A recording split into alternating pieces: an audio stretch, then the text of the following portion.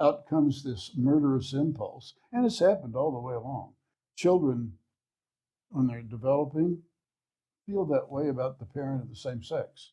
It is a competition for mom, which is the primary love object.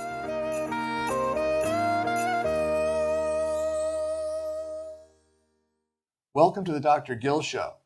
This is where we talk about medical matters that matter to you. My guest today is Dr. Bob Frazier. Welcome to the show, Bob. Thank you, Gil. What a pleasure it is to have you here. Bob is a recently retired psychiatrist. Yes. A psychiatrist is a medical doctor who's done additional training in the field of psychiatry. Correct. A lot of people think that psychiatrists might be just counselors or just deliverers of medications, but in fact it is the entire field of psychology, neurobiology, pharmacology, a large and important field. All of my career, people have confused psychiatrists with psychologists. Yeah. That's what's happened. Yeah. And it's a common thing. Yeah, it's very common. What I would like to talk about today is the evolution of psychiatry from what was most people might conceive of as an older psychiatrist doing psychotherapy on a couch. The current practice of psychiatry, which is more internal medicine, giving various medications for various problems. Yes. It's an incredible dichotomy. And since you were doing psychiatry for almost 50 years, I think you're going to offer a wonderful, unique perspective on the evolution of psychiatry, where it's come from and where it is now. Okay, thank you. We'll give it a Good. try. So, individuals with psychiatric disorders were called lunatics, crazy people, Crazy. aliens. There were all kinds of names for people with these disorders throughout the ages. Witches. Evil. Demons. They were burned at stake. Yes, because I heard, I think I Joan of suspect- Arc. I had suspect the some Salem voices. witch trials had a little of that in them. Yeah. That when they saw somebody who appeared to be crazy, Mm-hmm. they oftentimes executed them that way. They were possessed. Yeah. So I don't know for how many hundreds or thousands of years it wasn't necessarily conceived of or considered a medical illness. It truly was not, and people were locked away in institutions way back when. Before anything really happened in terms of recognition of a mental illness. Yeah. They were possessed. They were demons. They were crazy. They were witches. And the only way to take care of that was to incarcerate them in an asylum or whatever they called it back then. Yeah. And there were a lot of people who died in that fashion. In a horrible way. And I believe in the 1700s, a Dr. Batty in England and maybe a Dr. Pinel in France were very famous for unchaining the lunatics. Yeah, they did. They unchained them finally, let them free to roam about the country. But it was difficult. Yeah, and then in the 1800s, in England, they passed the Lunacy Act, and the doctors were known as alienists, and they started considering this more of a medical problem that needed more sophisticated treatments than chains. Yes, and somewhere along the line, back in the 1800s, people began to develop treatments for them. And I believe in 1812, Benjamin Rush Yes. was one of the first psychiatrists. In fact, there's a medical the school. father of the whole thing. In Philadelphia, I believe, there's a medical school named after him. Rush Presbyterian. Rush Presbyterian. It's a really good place to learn geriatric psychiatry. Interesting. In fact, we have a psychiatrist here in town who trained there. It's Dr. Reddy. Dr. Reddy, I know. Agrawal Reddy, I believe. His name is. Yes, so Dr. Rush published a book called Diseases of the Mind, which was changed the foundations of understanding. And then, in the late 1800s, along comes Sigmund Freud. Yes, Sigmund Freud was an interesting individual, and he recognized that something was happening. with these people and thought he might be able to analyze it or work through or help them become whole again. And he sort of developed the foundation of psychoanalysis. He wasn't the only one, but Freud studied in France for a little while with Charcot, and Charcot taught him electrotherapy. So he came back to Vienna and decided he would basically shock therapy. Basically, this is what we still know as shock therapy. Basically shock therapy. And he tried that. And he probably tried that for nearly a year. But he came to the conclusion that it didn't work.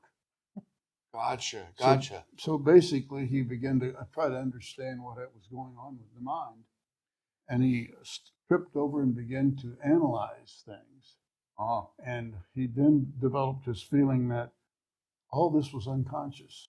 Everything happened unconsciously. And came from early developmental childhood and newborn experience. Sexual development in childhood is what he focused on. Yeah. In 3 phases. And he had the ego and the superego. And there was a way to remember what those are.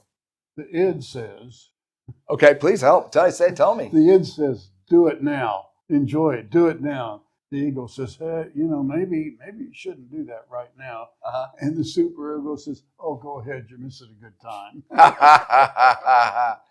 Fantastic. So he was open to the concept that the first thing a newborn does is it suckles. There's an oral issue. Oh, yes. Then there is the defecation issue. Then there's the anal stuff. And then there's eventually the sexual stuff blended in. But if you look at that, all babies experience the world through their mouth.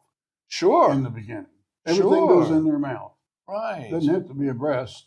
Right. Anything they got goes in their mouth. Yeah, it's experienced that way. And then, of course, the development of the terrible twos happens, and they begin to have the bowel control issues. Okay.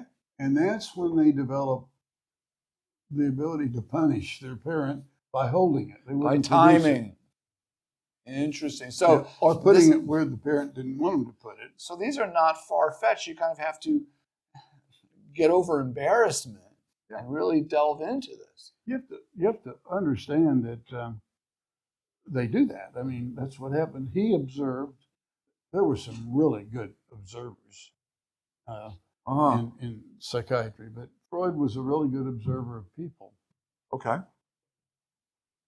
And he basically had a little trouble convincing anyone else of that. But he believed all this was unconscious. Freud had one truly legitimate, I think, belief. He believed that the mind never sleeps. Fascinating. He believes that we are allowed a portion of it to conscious sleep. But the mind's always working. And his evidence for that is dream work and all the stuff that goes on while you're asleep. And of course, you and I both know that at night, you get into the stages of sleep, you get into stage 4. Is that the REM sleep? Or 5. No, REM sleep's 1. REM sleep stage is 1 1. REM. Okay. That's where all the dreaming occurs. Oh, okay. I did some research and produced a paper that I presented out in Santa Monica at the sleep meetings, national sleep meetings, and I worked with a supervisor named Dr. David McDonald at the university, and this was great. I did a 2-year stint with him and learned an awful lot about sleep. But sleep cycles run in 90-minute cycles. Okay. And we know that stage 4 and 5 sleep is absolutely essential for the regeneration of the immune system. It has to happen. If it doesn't happen, you don't get. So you got to hit that twice, usually. Most people will hit it twice. Some people will hit it 3 times. Those who don't hit it are having some problems. And then they bounce up and they get into stage 1 REM, and that's when all the rapid eye movement and dreaming occurs. So what do you think dreams are about? In a nutshell. In a nutshell, a lot of times it's finishing off with the day's activity. Do you think it's making the mind making sense of things and putting them in order? I do. Well, dream work basically was, Freud again described this real well. He thought dream work occurred to protect and preserve sleep. Therefore, you would take the urges, the murderous urges you may have in your head acting out, because in sleep, the subconscious, I mean the superego and ego are kind of relaxed in sleep, but you're driving, and so you have all kinds of murderous impulses in your head. Right. And he thought that was too close to the surface, so he disguised it. He thought that dreams disguised that so it would maintain sleep. Fascinating. And it was fascinating because you got to remember that, I mean, people don't like to know that basically within all of us, there's a desire to kill. Yes. And when that gets out in the open, it happens. But we don't like to believe that about ourselves because... Right, but history shows otherwise. History does show otherwise. And they're sort of out there, I mean, out comes this murderous impulse. And it's happened all the way along. Children, when they're developing, feel that way about the parent of the same sex. It is a competition for mom, which is the primary love object. So this Oedipus stuff is not ridiculous. Oh, it's not ridiculous at all. I know that a lot of my colleagues, even today, don't want to acknowledge that. And I mean colleagues in terms of general physicians. Sure, I don't think anybody wants to admit it. Psychiatry. And there's an awful lot of denial involved in this. So basically, that was, I think, dreams serve to uncover it. So you may get a ridiculous dream. And dreams are things of displacement and denial and consolidation. And you create stories that could be real. And when you wake up, you don't remember very much of them. We dream, I don't know, I can't remember. I would tell you it's a very short period of time each night. You bounce up into stage 1 REM, rapid eye movement, and you have a dream. It seems like it goes on for hours. Right. But it doesn't. It really doesn't. Right, because you're so in the moment, I guess time expands. That's right. And then you wake up. If you wake up during that period of time, it's vivid. But by the time you stir a little bit, nuts begin to dissipate again. And that's the mind's desire, I think, to smooth things out a little bit. But just remember, the unconscious never goes to sleep. You got to believe there's an unconscious portion of our minds. Gotcha. So also in the late 1800s, along comes Carl Jung. Yep. Brings more of a, would say a spiritual or... Carl Jung was sort of a colleague of Freud. Yeah, I understand that. Tell me about Carl Jung and his contribution to early psychiatry. I really don't know an awful lot about Carl Jung, except that I know that he began to branch off into some of this, off of the psychoanalytic theory, into some other things. And you're right, he got into the kind of religious aspect of life. And I've got his books. He really put out some amazingly good things. But again, everybody seems to focus on Freud. Right, but he took it further. But Carl Jung, and he started the International Association of Psychoanalysts in 1910. So in the early 1900s, you now have psychiatry, I guess, putting people on couches, to use the stereotype. That's true. And doing psychoanalysis. The idea of psychoanalysis is to unlock the unconscious. Okay. And to make it available. People thought for a long time that you could do that with hypnosis. Somewhat, perhaps. But basically, it's free association on the couch. And they did that 4 or 5 times a week.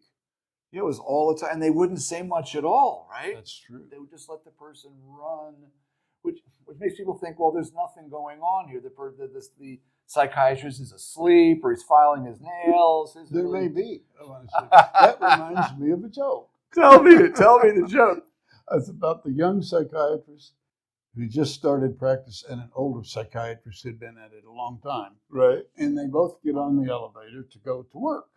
And they're going up. The young psychiatrist notes that the old guy's just dressed up perfectly and all whatnot. And the young psychiatrist all spiffy. and whatnot. So the day passes. They get back on the elevator at the same time at night, and the young psychiatrist is just it's all Disheveled. disheveled, and the older psychiatrist looks like he just walked out of the beauty parlor or something. He says, young psychiatrist says, I don't know how you do it.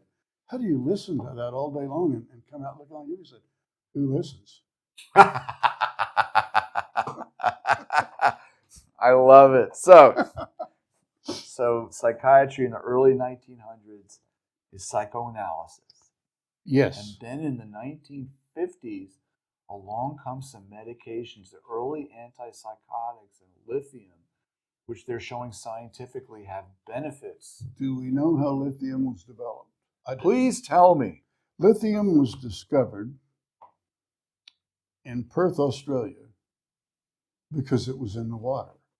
And they noticed epidemiologically that there was a very low incidence of bipolar disorders. Really? So that's how, and so they begin to wonder why, which is what a good epidemiologist would do. Sure, right? like scurvy and whatnot. Right. And he looked and he couldn't, and then all of a sudden they kind of tripped over lithium. So they came and they made, lithium, of course, is in the periodic table, and they put lithium with chloride. It's kind of like sodium chloride. It's just a little heavier metal.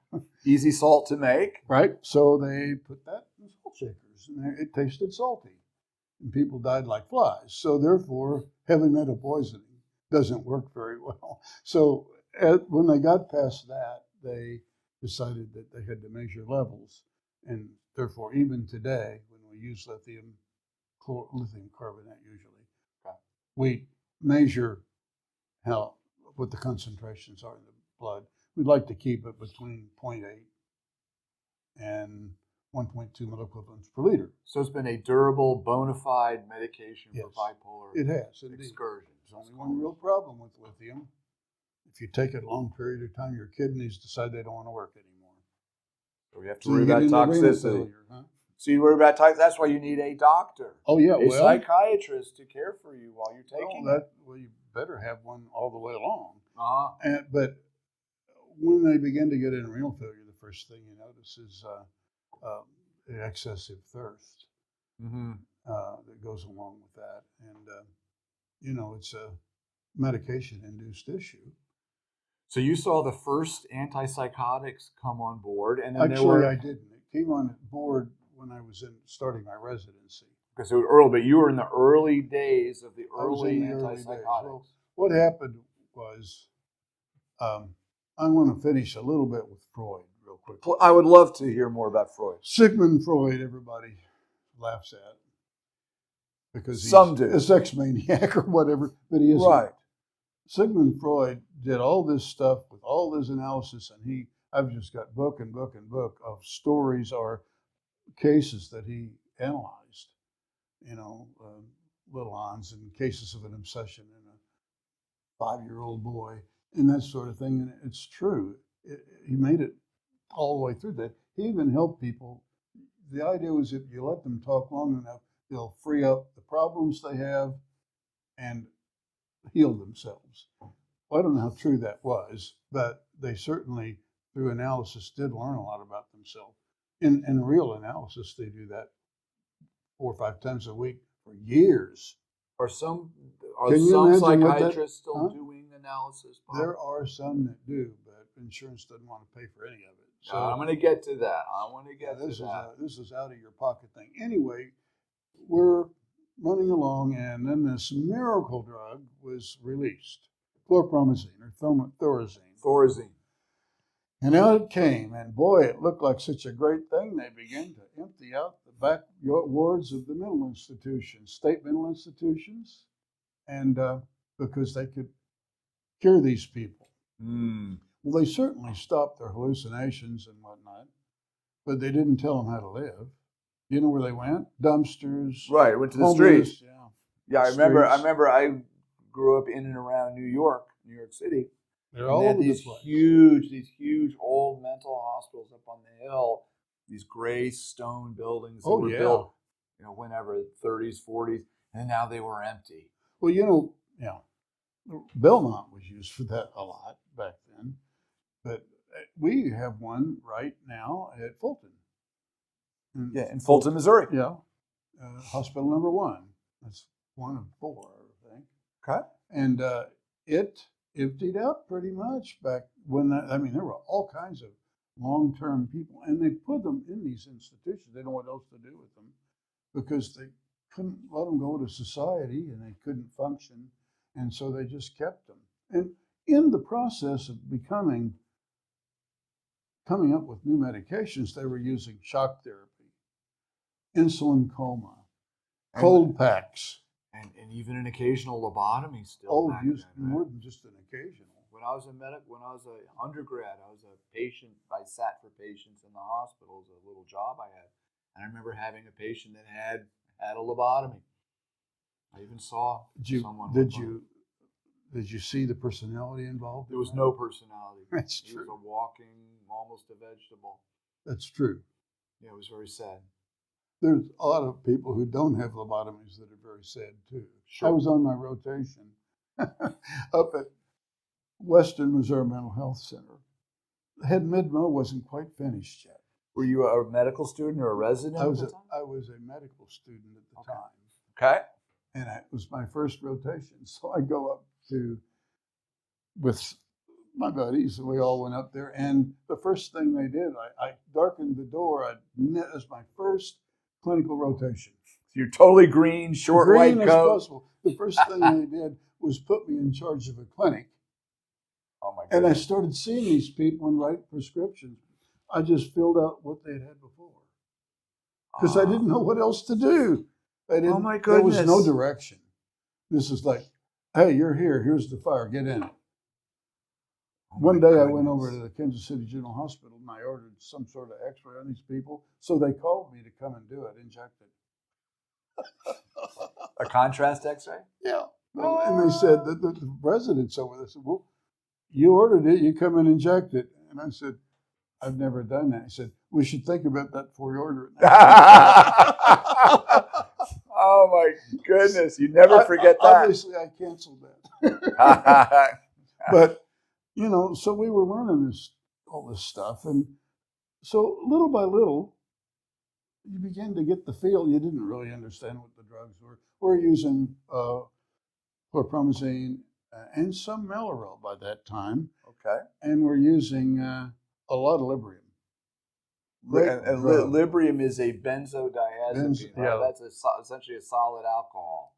Right. Benzodiazepines were very helpful. Of course, they don't seem to like them anymore, but they were very helpful back then. And there was this fellow on the unit. He was a custodian by trade. It's kind of a tall, kind of pleasant, but black fellow who came in, and he would come up to the desk and ask you to use the phone. He's been there long term. And sure, so he goes over to the pay phone. He picks it up. He has a long talk with his wife and 2 or 3 daughters. And it was always a dial tone. Oh, He had no money. He didn't my call goodness. anybody. He just wanted to. Yeah, and he had an Both of old them. beat up piece of mail. It said City Hall on it. He said, I got to go to work at City Hall, see? Oh. You really feel sorry for him because Yeah. he didn't, he just wasn't all around. One other little incident that happened up there is this little lady named Mary came up to the desk. I'm sitting at the desk writing some orders. And she said, Doctor, am I going to go home today? No, Mary, I don't think you're going to go home today. She said, am I going to go home today? And she had a gun pointed right at me. A real gun. A real gun. Oh my I goodness. said, yes, Mary. I'm writing that order right now. And by that time, somebody called. So she goes down the elevator, and about 5 minutes later, up she comes with guards on each side of her. It was a real gun, and it was loaded. And I don't know how she got it. Oh my So goodness. things like that can happen. And do. And she was, she had a diagnosis of schizophrenia.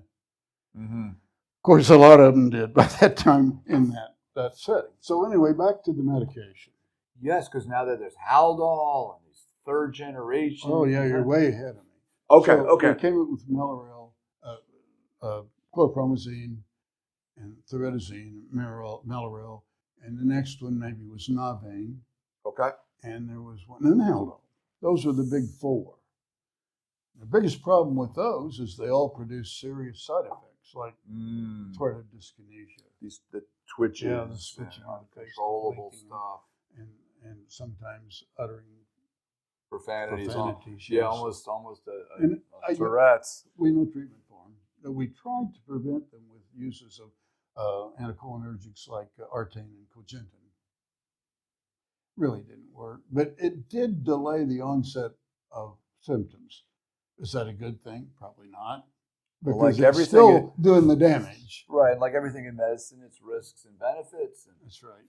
We thought at the time, I think the thinking was, if we can prevent the emergence of these twitches and whatnot, we'll prevent the disease. No, it's not true. You just delay the onset of the disease as the damage from the neural destruction continues, even though you just block the symptoms. Now tell me, there grew at some time a need to more accurately characterize these illnesses, make some sense of them. Yep. And something came up called the DSM, Diagnostic and Statistical Manual. The first one I ever saw was 2. Came out too. When did that come out roughly? Oh, The 50s, 60s, 70s? I think it was in the 60s. In the 60s. So now they started making some sense. It was one of the first attempts Correct. at categorizing these conditions so that maybe you could start differentiating treatment. We were trying to see what led to what and how, and even when I was a resident, they were always looking for origins. Everybody was looking for the origin of schizophrenia. Somebody did a study there, and they just thought they had discovered it because this group of schizophrenics on the unit had a urinary sample that produced a pink spot on a chromatogram. But the others didn't. So it might have been a subtype, a target. Turns out it was the diet. It was an indoline. They were looking at anything they could. Trying to find. They still haven't found. Groping around. So it's still a difficult condition to understand. Right. I'll get into that a little bit, but yeah, I'm going to talk about that more at the end, please. So basically, we got through the chlorpromazine and all that area, and so I got out of residency during that period of time, got into practice, and we still had all these old drugs, but they were helpful, and I had some favorites over the others. And then they came out with a variant or two, which were basically remodifications of the molecule that didn't do quite the same things with tardive dyskinesia and so forth and so on. And it controlled the symptoms of these psychotics pretty well. Mm-hmm. Notice I said controlled the symptoms. Yes, not a cure by any means. Oh, by no means. It's a bigger Band-Aid, maybe a better Band-Aid. We used lithium for bipolar disorders, both bipolar 1 and bipolar 2. The difference is that bipolar 1 has an up and a down and an up and a down. Bipolar 2 has went up and then it's down after that. Down. Bummer. Right, bouncing on the bottom. I've never met a manic person that didn't love it. Yeah, people enjoy it, and they'll stop their medicine. They feel good, they feel happy, they have heightened appetites, heightened sexual drives, and they gamble like crazy if they can get to a casino. They empty, they max out their credit cards. That's true. They buy everything. Right. I had a patient once who went down to Jean Prang's boutique and bought the whole cosmetic line. The whole line. I called Jean later. I said, Jean, this mental health, you got to take these back. And she agreed. She agreed. She probably had a little hint that this person might have been she said, I thought that was a little strange. A little unhinged. Yeah. Wow. So during your practice, you've seen that the diagnoses of various mental illnesses are improving. True. Various categories are growing. There's some science coming to psychiatry. That's true, and we needed that really bad. The problem with psychiatry and mental illness is unlike other things, you can't take an X-ray, you can't cut it out, you can't do operations and fix it. You know, it's a problem, and Yeah. people have a lot of trouble with that concept of, you know, what is it? And I understand. Right. Where's the lesion? Where's the boo-boo? That's what everybody wants to know. Right. Now, I believe in the 1980s, neuroimaging, the ability to look at the brain, started. I believe nowadays they have functional MRIs. They do, and it's wonderful. PET scans are wonderful. So you can start to tease apart the actual pathology of the brain. Correct. And so that is still advancing. So you think there still are advancements and good things to come Well, even in psychiatry? even CT scans were good. So you at least see an infarct, a death, Sort of or get an idea. a tumor or something. Yeah, you're looking for lesions. And then MRIs came along, and that was somewhat even better. Okay. But then PET scans and functional PET scans came along, and you could actually see what was working or not working in the brain. Biggest problem with all that is we still don't know what to do about it. Right. We don't have an answer for that, which is why, you know, we give these wonderful new medications, and we don't know what they do. I mean, Right. I can tell you what they tell us they do at a biochemical level and a molecular level, but I can't really tell you what they do. And I don't know that anybody can. And along came antidepressants, serotonin reuptake inhibitors, and the whatnot, and the like. The old Prozac being the first, I believe. The old ones were lethal, like Elavil and Frazier. And you know, it took, if you're going to give somebody 150 milligrams of Elavil a day and you gave them a prescription for 90 or 100 at a time, lethal, absolutely lethal. If they took them all. Oh, yeah. And I did. Had a few patients that did that. Didn't die, caught it in time, but it shuts down the respiratory drive, and it's gone. I mean, you don't have anything. And all those medications, even the chlorpromazine and all that, had a horrible problem with dry mouth, visual issues. So the side effects are really awful. And talking about not knowing how things work, I believe there was a paper that came out last year, which would be 2022, stating that maybe these antidepressants don't work like we think they do. Yeah, I think that's probably an accurate paper. We would like to believe, well, as we progressed along, I think most psychiatrists are ready to go hang themselves in the back shed. We had all these old drugs. They weren't doing the job. They weren't helping people. And, you know, they help people. Don't get me wrong. Elavil and Tafranil helped people feel less depressed. No question about it. Okay. But at the root of it all was it a cure? No. Depression persists. So, in essence, the big break came with Prozac. Please tell me more. Huh? Please tell me more. Prozac was a miracle for psychiatrists. You could give it to people, and anywhere within 2 to 5 weeks, they weren't depressed anymore. And that was just a wonderful thing to see.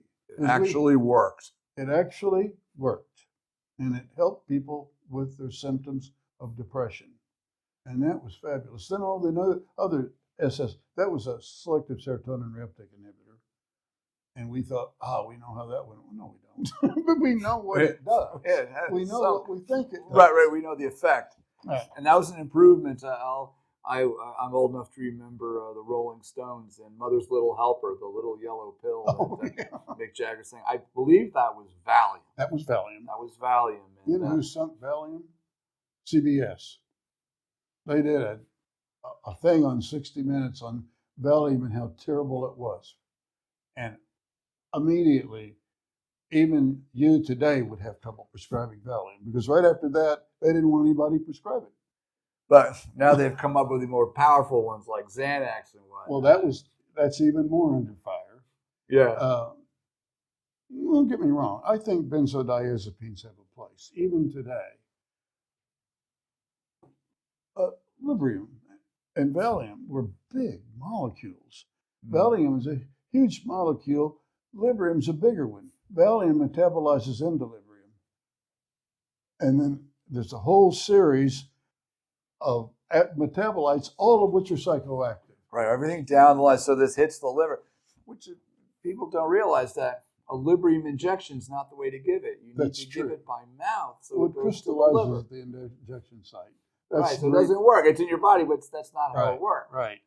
And so, you know, it was a difficult time to convince people to take oral emetic. They want, oh, give me a shot. No.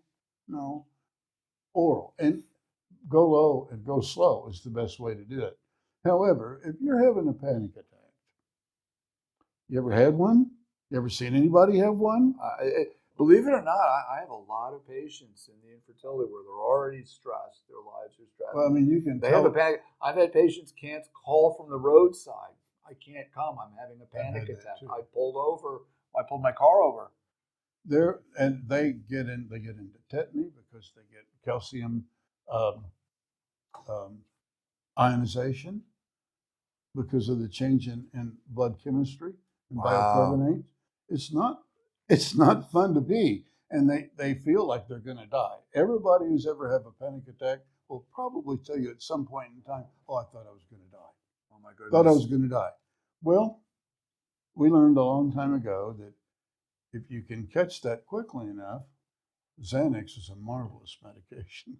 It'll set you free in 5, 10, 20 minutes. Because it's so fast. Right. And I always have them take it sublingually, under the tongue. It gets in. And it just goes right up. Doesn't have to go through the liver. And that works really well, and most people really like that. Lorazepam or Ativan does that too. Well, there's a reason we give these things. And we're trying to get people treated otherwise, other than the big thing about benzodiazepams now is habituation. They're very addictive. They are. And how do you take it when you're having a panic attack and not take it every day so that you become addicted? So what we need to do is develop something else. That's when the SSRIs were being studied for control of anxiety. So the new ones, in addition to Prozac, the fancier Prozac. Some of them were better than others. I don't think Prozac was a real good anti-anxiety medication, but Paxil, for example, and Zoloft were. So if you can get somebody established on those medications, you can give them a little Xanax along the way and wean them off. Gotcha. And that's worked really well. So that's so this class of drugs, these what are called SNRIs. Well, there are SNRIs too that do the norepinephrine, serotonin, norepinephrine. So there has been advances in this field of pharmacology and psychiatry. There still are. Every year or two, there's new stuff coming out. And it's fancier. A lot of it is remanipulation of the molecule. Risperdal came out as an antipsychotic. Okay. And if you look at it and you put the structure up on that wall and you put Thorazine right next to it, it looks like the same thing. So they took Thorazine, flipped the molecule or added something, and they had Risperdal. That's how they've developed these things. Sometimes it's a good thing. Sometimes it isn't. Gotcha. And to treat the really debilitated people who want to stay on their meds, we have depot medications that work. A depot, let me explain for our audience, a depot or your depot, you can pronounce it either way, is an injection where the medicine is in a matrix, sometimes little beads or what have you, or some kind of vehicle that slowly dissolves. Right, and some of them are 2 weeks, some of them are 1 week, some of them are 2 weeks, but most of them that we use these days are 4 weeks. 4 weeks. So the advantage is it's in, you don't have to worry about taking it every day. The disadvantage is you can't take it out. You can't take it out, and you got to get them to come back. Right, Otherwise, they don't get it. You know, I like to say a few words about bipolar disorders. Please. Schizophrenia is one thing, then bipolar is another. And if you look at bipolar disorders, it's an illness of the 30s, maybe. I mean, the age of a person in the age of the 30s. Schizophrenia kind of begins at puberty. Yeah, and teens, right? Isn't that a bad prognosis? If you're becoming schizophrenic as a teen. And it happens when there's all this turmoil in their life. Anyhow.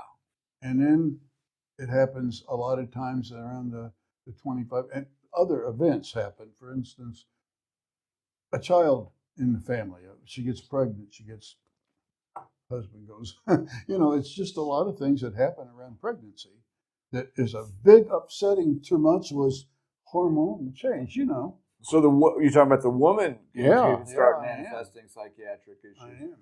Okay. And then there's two other critical phases: divorce, bankruptcy, real financial issues, and Sure. menopause is another problem because all these hormones change. So And schizophrenia neurohormones can change manifest in the 50s. So the question then becomes, why doesn't everybody get it? And the answer has to be that some people, I think, have a genetic variant. I can't prove that, but I believe it. Well, in the next 10, 20, 30 years, they're going to find it. I think so. They're going to find it I with think whole genome sequencing. I don't think that this is a direct one-to-one inherited correlation, but I believe that some people are more prone to it because of the variant. Sure. Now, in bipolar, it seems to be relatively clear this is going to be genetic, and it runs in families like crazy. And it's tough, and we treat those with the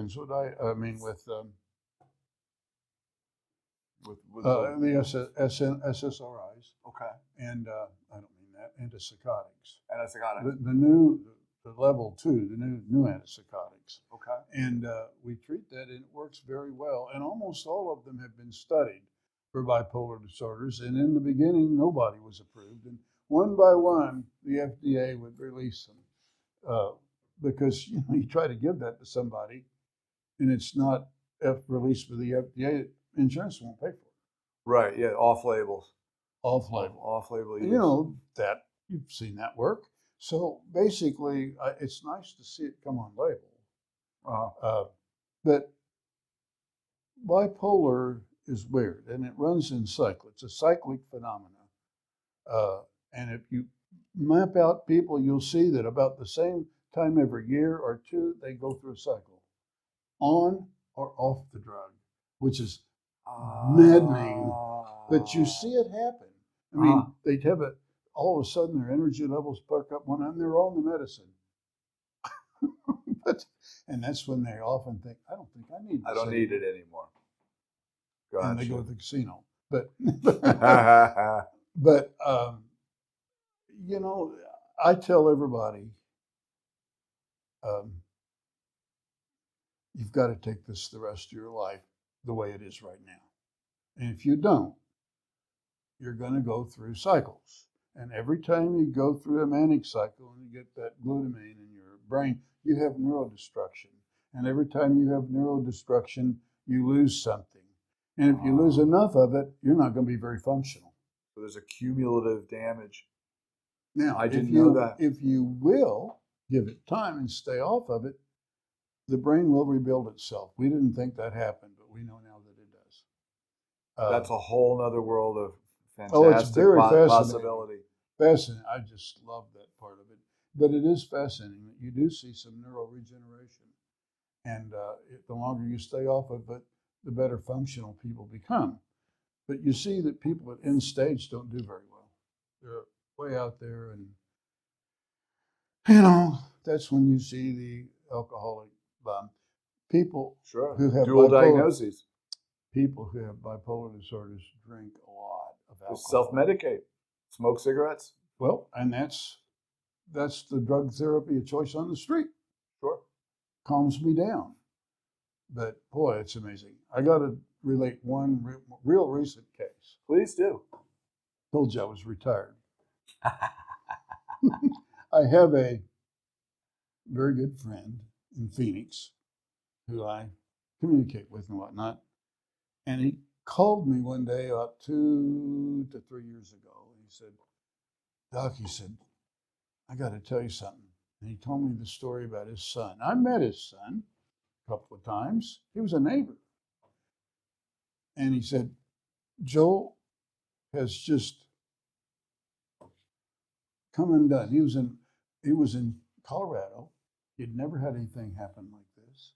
And all of a sudden, and he was living with the girl, and a whole bunch of stuff happened. And I don't know, he lost his job, and he did this, and he did that, and nothing turned out right. He said, I got to get him home, but he won't come. I said, okay, go get him. He did. He went and got him back to Phoenix. He said, what are we going to do now? I said, well, you got to get him in to see somebody. Okay. He tried and tried and tried, and no one would take him. Oh, yeah, finding somebody. Even went to the ER, and they sent him back home. Joel was a very bright guy, pretty well put together most of the time, but he wasn't at this time. So I told, okay, I said, all right, I'll tell you what I'll do. I don't really want to do this, but I'll send you a prescription or call in a prescription for him. And that should help. And then you need to get him to see a psychiatrist. Right. Okay, so I called him in some Seroquel. And lo and behold, and he took it, which is, I talked to the kid. I said, will you take it? Yeah, okay. So I called him in a prescription for some Seroquel, and he took it. And lo and behold, in a week or two, he was a whole lot better, calmed down, staying with his dad and mom. And he's in his 30s, by the way, because you're bipolar. And, he was bouncing around a little bit, and I upped his dose and got him to go see somebody, I thought, and we were on the road. He was doing really well, and so forth and so on. Get the phone call about 6 months ago. Happened again. Now what do we? I said, when did he stop his meds? He said, I don't know. I'll ask him. He didn't want to tell him that, So this was really bad. This one was worse than the last one. So I talked to the kid, and I got nothing. He was thought blocking. Just nothing. Wouldn't answer a question, wouldn't talk to me, wouldn't do this. So I said, well, told his dad, I said, let's put him back on the Seroquel. So I tried that, and he wouldn't take it. Now we got a problem because he didn't want to take it. He's paranoid. He believes that we're poisoning him. He believes his parents are poisoning him. He believes he won't eat the food because it doesn't look right. It's tough. So I said, all right, Jim, you got to get this kid to take the medicine. So ultimately, at my direction, he went to see, community mental health. I worked out there a little bit in community mental health, doing some locums. Which I kind of knew. Do you have an Arizona license? Yeah. So this was totally up and up. Yeah. Oh, yeah. And I kind of knew where to tell him to go. And he did. And ultimately, they saw him, and ultimately he got put into a program. Bingo. That helped some. And they got him on a medication, and he's paranoid enough he won't tell me what it is, or his dad. But he's better. He's functioning again. I told him each time, Joel, you got to keep taking him forever. His dad knows that. And so Joel is doing better, and he started a job last week, a good job. He's a real bright guy with computers. Yeah. And he made it go really well, and he's happy about it. And he told his dad, I got to make this one work. Oh, I was afraid this was going to be a bad news story, and that's a good news story. It's a great story. Because we have an expression in medicine, Bob, no good deed goes unpunished. Yeah. Well, I felt good about that one because I kind of stepped over the line, I thought, because... Well, you took a risk in helping somebody in a different state, but thank goodness we have somebody who cares enough to still do that for somebody. And bravo. I felt I needed to do that for my friend. He was just driving my friend and his wife nuts. And he really was. He was...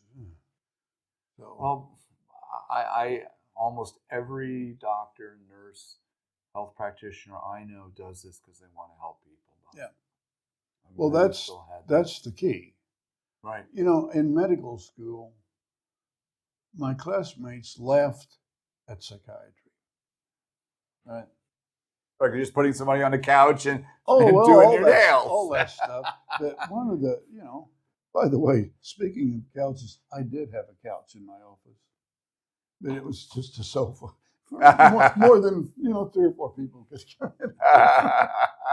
My son has that couch now. Oh, good. Yeah. Anyway, I remember this guy. He was a bright guy. He was in my medical school class, and he announced one day, and they all kind of laughed at going on a psych rotation. I figured out how to be a psychiatrist. I said, well, how's that? He said, well, just always repeat the last word that a person says. Says. And he'd laugh and take on. They thought that was funny. You don't have any idea why people laugh at it? I think maybe it hits close to home. That's exactly correct. Yeah. They're afraid. People are afraid of their own mental problem. So that's that id in there. And it goes branching right back out. And, it's important. That's where the therapy is really important.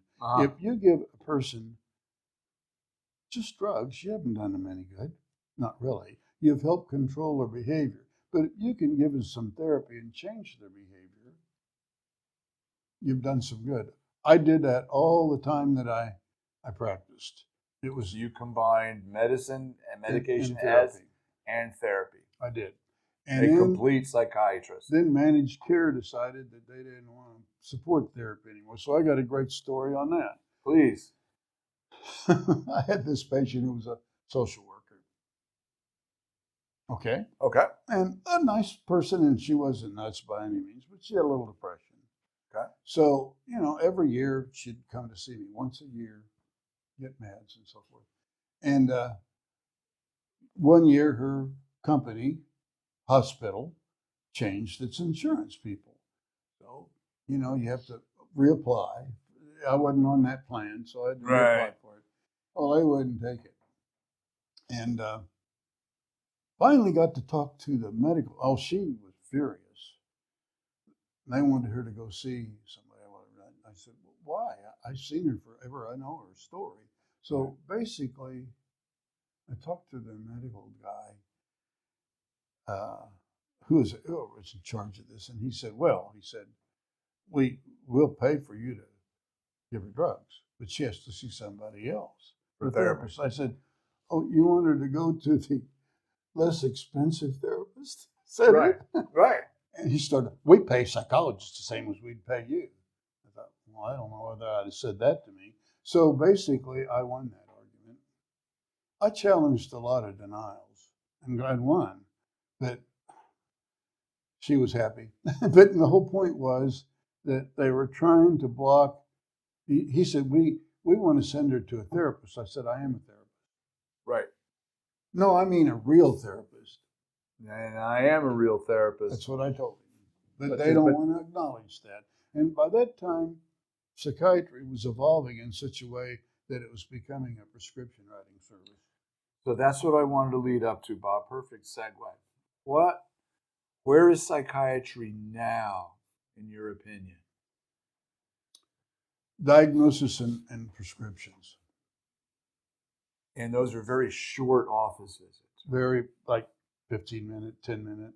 Right, they're real quick. And by the time you type your electronic medical record, that was 4 minutes with the patient. You can't do anything in 10, 15 minutes. No, you can't. In the old days, when we had a unit at Boone Hospital, patients would come in for weeks. We had all these therapies, and they did better. But insurance wouldn't pay them. So basically, we got to the point where we had to keep them a day or two. You had to be suicidal. I hate to say it, but we made people suicidal who weren't. Sure. Really. I know. And I have no qualms with exaggerating a little bit when we're dealing with insurance companies.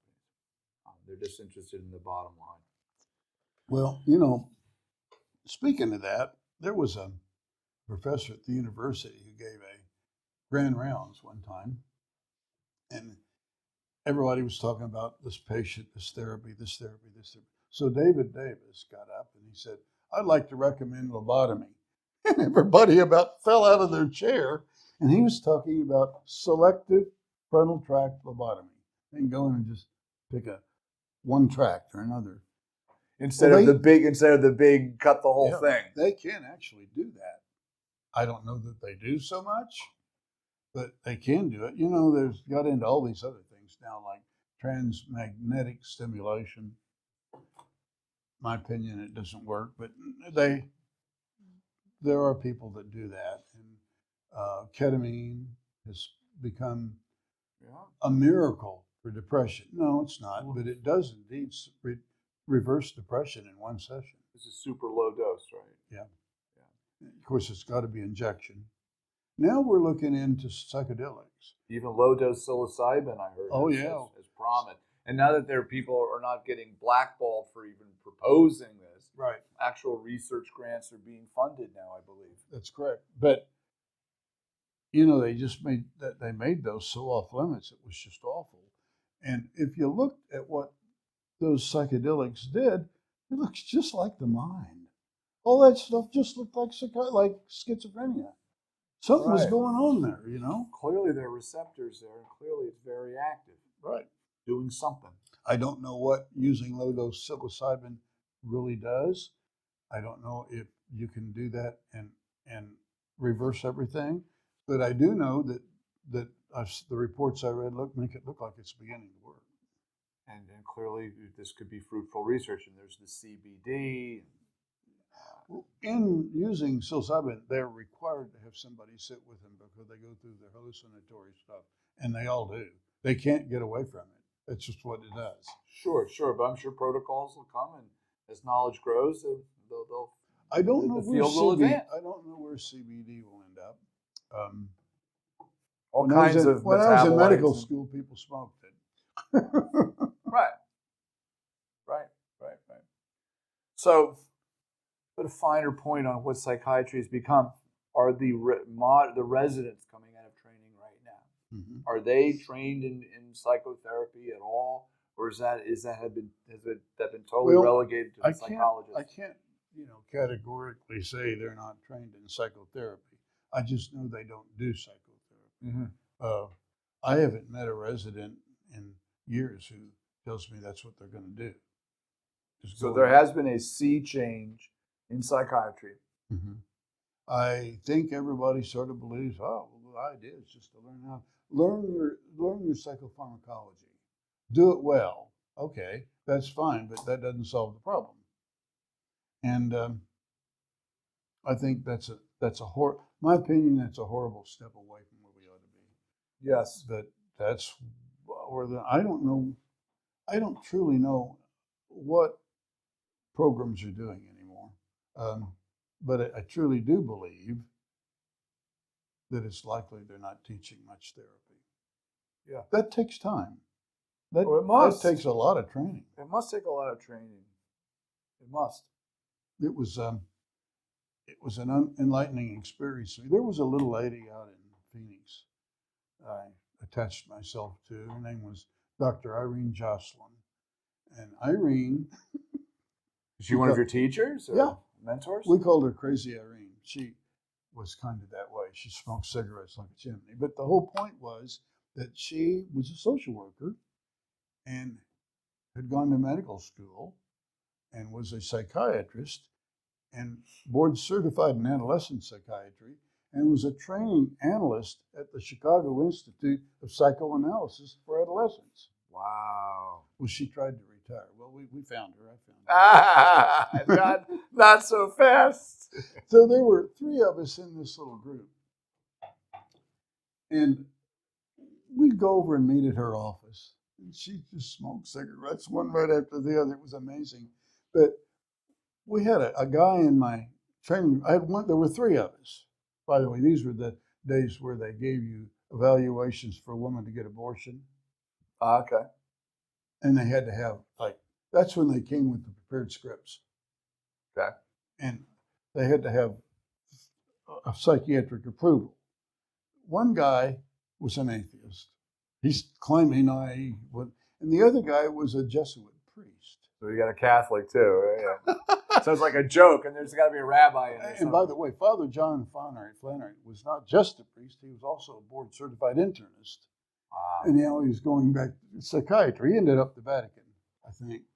And then there was me. Well, we're in this little training room with her. John always had a peculiar disposition because, and it had always been my belief that underlying all of that goodness was a lot of anger. Mm. Well, Jocelyn saw that too. So John's looking around. He said, "What is that a painting of, Dr. Jocelyn?" And she looked up and, "What do you think it is?" And everybody, Rorschach. everybody What do you had think an- it is? Everybody had an opinion. He said, "Looks like an old military fortress to me." She said, "I would expect that coming from you, John. It's actually an abstract of the Chicago sewer system."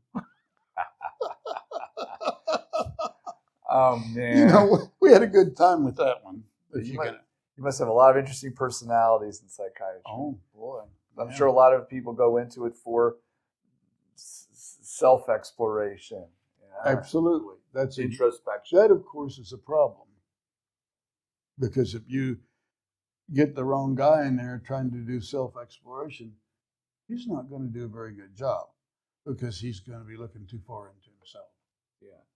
You know that deal? You're kind of a little too close. Absolutely. One of the reasons I chose you for this interview, Bob, is you've always just been a regular, healthy guy to chat thank with. you. We've had chats over the years in the doctor's lounge and whatnot. You've always been very approachable. So I don't get any of the weird vibes. Or here's a yeah. I see this in psychologists too. I mean, it's the same thing. They've got internal things they're exploring. Uh-huh. And I knew you'd be a great guy to chat with and interview. I've heard that a lot from my medical colleagues. Yeah, like we happen to have 2 neurosurgeons in our office, in our hospital that are nice guys. Yeah. They're famously assholes. And we got 2 nice guys. Where'd they come from? That's amazing. Right? Yeah. And why do people become neurosurgeons? So they can be an get- asshole and get away with it. That's true. There are some unusual personalities in psychiatry. I freely admit that. Sure. And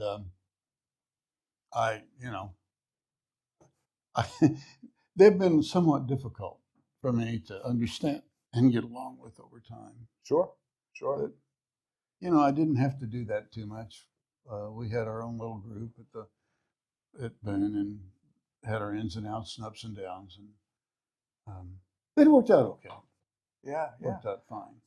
So psychiatry has really changed during your career from the analysis to the psychiatric medication prescribing. Now I want to take a little detour, Bob. Sure. There was a group of I don't know, were Masters and Johnsons the sex researchers? Were they psychiatrists? Psychologists, No, internists? Virginia Masters was a social worker. Okay. And Bill Masters was an OBGYN. So And they had a clinic, was it in St. Louis? Correct. Where they did this famous groundbreaking sex research? It's kind of interesting how that all worked out. In the beginning, Bill Masters was interested in sexuality, human sexuality. Okay. So he needed someone to work with him. So he went to Mexico and found somebody. Didn't work out very well, but he was looking for somebody. He ran across Virginia, who, by the way, was unmarried at them. Then they ultimately became married. So there was some chemistry there. It must have been. And Bill Masters tells the story of I think it was WashU. He went to the library, and there were some books behind that you could check out on sexuality and whatnot. So he asked. Were they hidden? Yeah. Like a hidden stack. Oh yeah. Mm-hmm. So he asked for him. He said, "Dr. Masters, these are reserved for professors." He said, "I am a professor." She said, "No, Dr. Masters, I meant full professors." There's a hierarchy. He didn't get them. He didn't get them. No. I want to talk more about this because I understand you spent some time with Masters and Johnson. I did. Was it during your training? Yeah, no, it was. You were already practice. you were already in practice. Yeah, it was something I wanted to explore a little more because I didn't really understand a lot of things. And Well, not many people did back then. well, they were good. They needed to do some research. They were good. They had this symposium, I guess. It went on for like 2 weeks, and so I took the time, went there, and it was really fascinating. There was another guy named Bill Kolodny that was there, and he was working with Bill Masters and Virginia Johnson. I call her Masters. Her name was Virginia Johnson. Okay. At the time, and he wrote the book. They signed it too. It was called Human Sexuality and Perspective. At that time, the DSM regarded homosexuality as an illness. Okay. I personally think it's a genetic issue. Yeah, not that I'm an expert on it. It seems that a lot of people are born. I think they're born with it. I think they're born with it. But anyway, they explored that, and they obviously came to the same conclusion. You know, this was that it was an illness, or it was not. No, it was not an illness. That it was more of a genetic. And these were the times that psychiatrists were going through deconditioning and trying to put electrodes on the legs of homosexuals and converting them. Yeah, trying to conversion. Mm-hmm. Didn't work. Never does. But that was what was going on at the time. I needed to know a little about it. They were good. They were really good. Sexuality is one of the prime drivers. There's parts of our brain devoted to it. I mean, it must be understood. I'm just fascinated that you spent some time with them. If you talk to someone who's homosexual, they'll tell you. I mean, if they truly are. I've always felt this way. Right. Ever since I can remember, I felt, but I couldn't tell anybody. Right. Because they think I'm weird. And they would back in the old days. Right. So my mother, good old Christian German lady. Uh-huh. You know, my father died when I was 13. And I was an only child. And but anyways, I was growing up. There was this guy named Jack. He kept walking up and down the alley by our house. And finally, my mom one day said, you know, you don't want to associate with him. He has his passion in his mouth. And what city was this in? Boonville. In Boonville. You're in central Missouri. Yeah, it was kind of funny coming from her. And she knew. No, she didn't know him, but she knew about him, I guess. Okay, she knew enough. I wouldn't have anyway. I mean, associated with him, but she just had to point that out to me. That's wild. So, you know, I think the homosexual stuff is, I'll tell you the thing I don't understand, and I don't know how long it'll take me to understand the transsexual stuff. Yeah, I was almost afraid to go there because it's become such a hot Well, button. I kind of think it's almost a fad. You know, I don't know. I'm not an expert by any means. Certainly, I deal with human reproduction as a reproductive endocrinologist. I don't know how much is a pendulum swing towards faddism. I'm very suspicious that as our environment gets poisoned, endocrine disruptors, microplastics, all these poison, all these things that can get in and influence the development of a fetus. Is this in fact a sign, a symptom of our environment here? Are we going to see more intersex or non-traditional binary sexuality and gender identification? And so is this a fad? Is this a poisoning? Is this a combination of all of them? And now you have the political layering on top of it. The political layering I try to ignore, but I'm right. going to avoid it here. There's an awful lot of that there. You may be right. It may be a subject environment, but it just seems to me that you take a 5-year-old child and try to change his gender is wrong. Yeah. I think giving adolescent blockers is wrong. Yeah, there's certainly a lot of controversy there.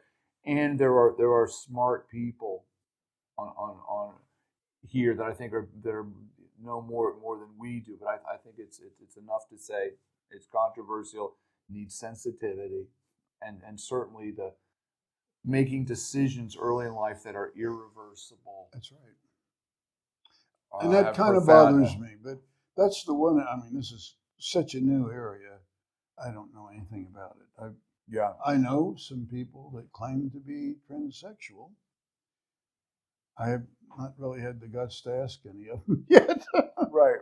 Well, I think it's just safe to say this is going to be a continuing issue. I think you're right. It's gonna unfold in interesting ways. I think you're right. I think it will. So I mean, there's a lot of facets of different areas in the mind. Whew. It's deep.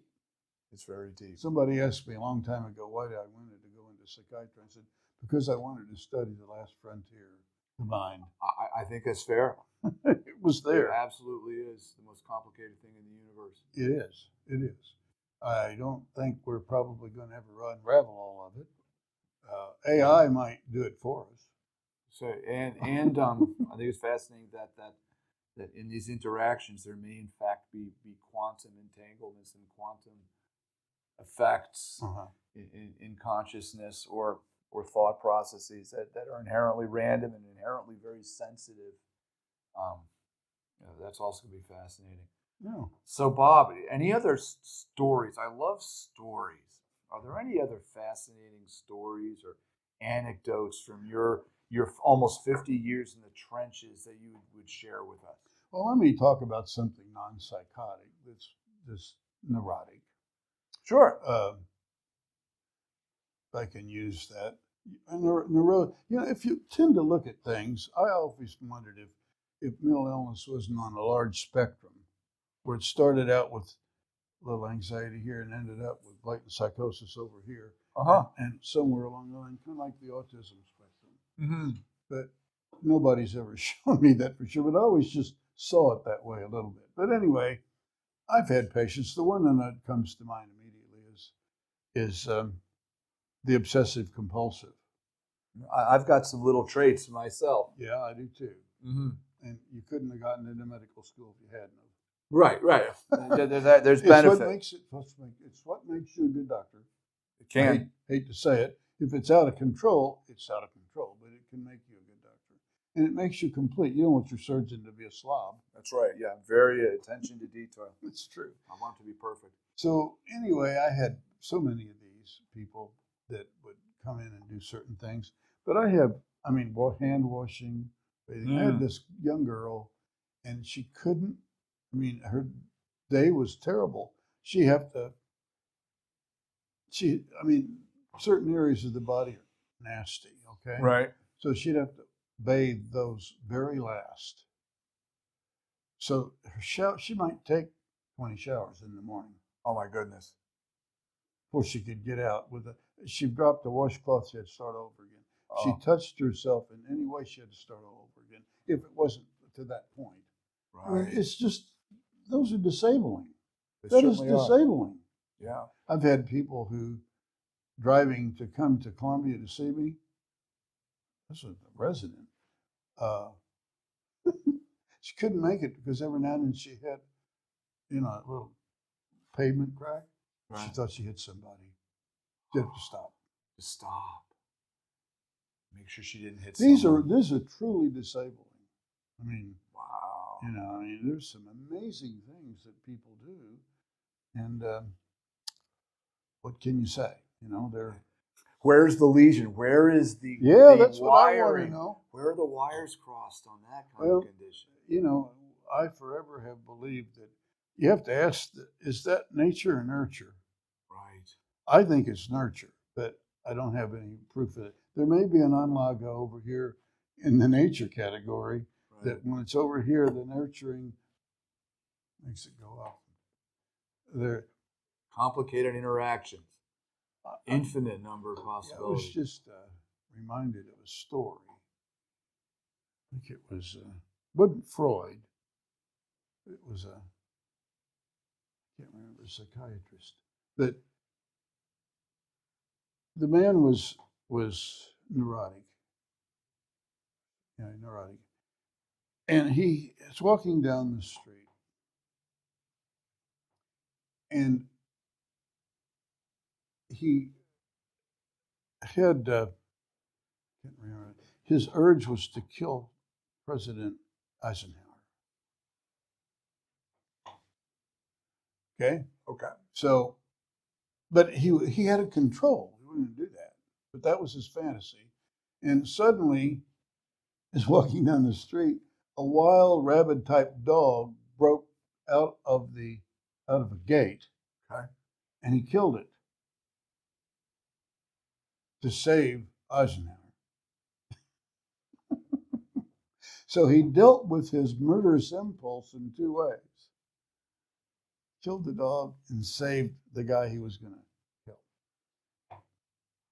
And that's an analytic thing. Fascinating. I mean, there's just one after another of those things. Well, it's certainly a field that will always be advancing. It is the final frontier in many, many ways. So, Bob, I want to thank you for your time. I want to thank you for your friendship, your collegiality, our discussions. And I have learned a lot today. And hopefully our listeners and our watchers and our viewers will also learn a lot about modern psychiatry. That's great. What a pleasure. Thank you very much. Thank you.